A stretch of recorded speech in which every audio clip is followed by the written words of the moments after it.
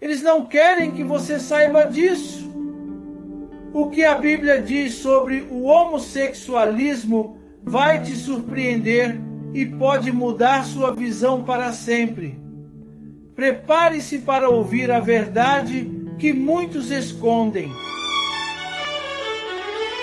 Condena ou aceita? O que a Bíblia diz choca muito. Graça e paz, queridos irmãos e irmãs. Aqui é o profeta pastor Marconi Silva. E hoje vamos tratar de um tema delicado, polêmico, mas extremamente necessário à luz da palavra de Deus. A Bíblia condena ou aceita o homossexualismo. Fique comigo até o final e descubra a verdade que muitos têm evitado anunciar. A palavra do Senhor nos diz em Romanos 1, 25, 26. Trocaram a verdade de Deus pela mentira, e adoraram e serviram mais a criatura do que ao Criador, que é bendito eternamente. Por isso, Deus os entregou a paixões vergonhosas. É com base nas Escrituras que vamos refletir com seriedade, mas também com amor, sobre essa questão. Antes de começarmos, gostaria de pedir um favor especial a você, nosso querido espectador. Se você está gostando dos vídeos que compartilhamos aqui e deseja acompanhar mais conteúdos inspiradores como este, inscreva-se no canal, ative o sininho para receber todas as notificações e deixe seu like. E mais, nos comentários fixados estará o link para o nosso grupo de oração. Estou ansioso para ver você lá e ler o seu comentário sobre o tema de hoje. A sua participação é fundamental para continuarmos trazendo mensagens edificantes, claras e cheias da presença de Deus para a sua vida e de muitos outros. Vamos juntos mergulhar nessa revelação? Então prepara o coração, porque a verdade vai ser revelada agora. O pastor Marcus Gladstone, que se apresenta como líder religioso e teólogo à frente da chamada Igreja Contemporânea, ao lado de seu parceiro, enfrentou uma situação embaraçosa durante uma entrevista ao vivo. O episódio aconteceu no programa Soltando o Verbo, transmitido pela rede Gospel FM, onde ele tentou expor sua visão sobre a fé cristã. Durante o confronto com o pastor César Cavalcante, Gladstone tentou defender a chamada teologia inclusiva como sendo compatível com a Bíblia. No entanto, suas declarações foram imediatamente contestadas com base nas Escrituras, gerando desconforto e provocando forte reação entre os ouvintes, além de ampla repercussão nas redes sociais. Vos chamar e disser, qual é o vosso trabalho? Respondereis, teus servos foram homens de gado, desde a mocidade até agora. Tanto nós quanto nossos pais, para que habiteis na terra de Gósen. Porque todo pastor de rebanho é abominação para os egípcios. Não tem nenhum tipo de relação aqui, pastor. Ele está falando que os pastores, porque a experiência dos filhos de Jacó era pecuarista. Então, quando eles fossem diante de Faraó, ser pastor para eles não era bem visto. Não tem absolutamente nenhum tipo, no primeiro texto que o senhor cita, né, que é Gênesis 46. Eu estou fazendo referência por mim mesmo, que eu peguei foi a Bible Hub, e é onde ela cita, não estou falando então, assim, eu estou da minha cabeça afirmando isso. Então a Bible Hub está errada. Não está errada, porque se você ver bem, era uma questão do contexto teológico. Então vamos lá, a Bible Hub, o assunto que o senhor pegou não está certo, porque os textos que o senhor está citando, o senhor citou vários textos. Eu posso ir um por um, sem problema algum. Só que eles não dizem o que o senhor está dizendo. Então, só citar textos avulso não vai ganhar o debate. Entendeu? A questão é a seguinte. A palavra abominação que eu citei no primeiro texto de Levítico 20:13 permanece. É abominação diante dos olhos do Senhor quando um homem se deita com o outro, como se fosse mulher. E lá, naquela perícope, que é a palavra técnica, já que o senhor é da área técnica, biblicamente, naquela perícope, não existe absolutamente nenhum tipo de relação com o culto pagão. Então, exatamente. Aqui fica a sua posição nesse sentido. né? Agora, todos os teólogos de Oxford, teólogos e biblistas que afirmam isso, são contra essa posição. É que eles não estão nesse debate. Então, para derrubar essa tese, é só o senhor apresentar o paganismo dentro desse texto. Então, é fácil pro senhor. então, Qual que é? É simplesmente eles afirmam isso nas suas traduções, e aqui também. Se você vê, Levítico, por exemplo, ele é um código de santidade. Representa o código sacrificial do segundo templo. Ou seja, códigos de rituais da época nômade, onde os sacerdotes levíticos precisavam viver de acordo com as leis de Deus. E o que acontecia em Canaã? A prática sexual, a gente até estava falando um pouquinho agora, há pouco, sobre Deuteronômio 28, e aí a gente viu lá a prostituição cultural. 23, não é? Falando da prostituição cultural, que acaba na questão da promiscuidade. E, enfim, a gente vai ficar falando, o senhor vai dizer que não é, mas para os teólogos da teologia inclusiva e vários outros também da linha aí é óbvio, né, pastor? Se é do teólogo da teologia inclusiva, tá certo. A aí linha conservadora também, porque a Oxford Bible também cita isso lá, porque eu não estou com ela aqui, não dava para trazer todo o material aqui, mas acaba citando. O que eu acho também, eu queria até fazer também uma propaganda no meu curso de Teologia Inclusiva, está lá no meu canal Marcos Gladstone. É só clicar lá, Teologia Inclusiva, e aí ele vai ajudar bastante nessas referências, porque lá eu tenho essas referências, eu cito cada livro teológico foi falado, não vou mencionando. E então assim, ó, só para o senhor só para a gente se situar. Então, pastor, mas assim, eu estou respondendo o texto que o senhor citou. Eu não posso. Então vamos lá, o senhor citou vários textos. Eu parei no primeiro. O senhor citou o primeiro. Eu posso fazer isso com o segundo, com o terceiro, com o quarto. Mas vamos lá. Em Gênesis capítulo 46, verso 34. Não, então é só ler o texto. Então tá bom. Então tá bom, mas velho, eu vou dizer que não. Como eu tô dizendo, vai chover uma olhada. Então vamos lá. Então eu vou ler o texto novamente, porque assim. Você tá usando uma roupa que tem algodão e poliéster. O texto diz assim. Você faz barba, você come hambúrguer. Tá bom. O texto diz assim, ó. O texto que o senhor citou diz assim, ó. Teus servos foram homens de gado desde a mocidade até agora, tanto nós como nossos pais, para que habiteis na terra de Gozem, porque todo pastor, a palavra todo aqui é kol, em hebraico.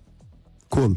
Todo pastor de rebanho é abominação para os egípcios. O que ele está dizendo aqui? Eu não estou... Veja... Você acabou de responder, isso é idolatria cultural. Aonde, pastor? Por que não é idolatria cultural? Eles eram uma abominação, porque para os egípcios era uma abominação a prática de cuidar de rebanho. Então vamos você vê que você mesmo se contradisse no próprio texto que você está lendo. Aí está dizendo que não é, e você está afirmando, dizendo que é, porque você quer acreditar assim. Então vamos lá. O texto, então é assim, ó, o senhor está enganado. Colocar o que você quer. Então, o senhor está enganado porque o texto ali colocado de Gênesis 46. É abominação sexual aquilo? Não. É abominação o texto colocado pelo senhor. Então é só ler o texto. É que eu li o texto 3 vezes. Cultural porque os egípcios viam como pecado, entre aspas, fazer esse tipo de cuidado ou cuidar de rebanhos e essas coisas. Então, pastor, os pagãos são os próprios. Cabelo porque tinha as os pagãos são os próprios egípcios, certo? Os idólatras são os próprios egípcios, certo? Os egípcios, que já eram idólatras e pagãos, eles entendiam como abominação o serviço de ser pastor. Mas a palavra se refere à abominação cultural para os egípcios. Então vamos lá. Não é uma abominação cultural só para os hebreus. Então vamos lá. Voltando, o primeiro texto que o senhor cita não sustenta a leitura não da sustenta, própria pastor, palavra. Não quer. Não sustenta, você acabou de ler aí. Então é simples, me mostra a idolatria cultural em Gênesis 46, 34. Tá com o senhor a palavra, eu não vou falar nada. Abre em Gênesis 46, 34 e mostra a idolatria cultural entre os pastores de Israel. O senhor acabou de ler, e o senhor já viu. Não, então, me mostra. Então, você acabou de ler. Aquele tipo de idolatria, uma abominação, que é abominação sexual ou abominação cultural? É uma abominação cultural. Para eles era errado essa prática, para eles era como se fosse um pecado fazer esse tipo de questão. E, quer dizer, se não fosse cultural, era liberado? São questões religiosas. O ponto de vista religioso deles era porque era pecado fazer esse tipo de cuidar igual. Em Israel tinha algumas questões sobre a questão de alimentos, de porcos, essas coisas, e no Egito também havia da mesma forma. A questão é a seguinte, essa teologia... bispo, ela apresenta vários textos que, cada um deles sendo analisado, não se sustentam. Cada um deles não se sustenta. É bem claro. Entende? E aí, é só a pessoa é alfabetizada. 1 Coríntios 6,9. O que não se sustenta? Bom, vamos lá pro texto. Só podem terminar esse texto? Eu posso entrar em qualquer texto que o senhor falar. 1 Coríntios Quero só 6,9. aproveitar no próprio texto, que não se fazer uma sustenta? pergunta para você. Ó, aqui você fala que o problema é deitar com o homem, no caso de cultual. Agora fala que mulher não deve se deitar com animal. É cultual ou é uma abominação porque é algo fora de qualquer contexto? Em Canaã haviam várias práticas de idolatria sexual. Dentre elas, como aconteciam esses cultos pagãos. Dentro desses templos, famílias que queriam viver algum tipo de prosperidade, alguma coisa, iam se deitar com os prostitutos cultuais.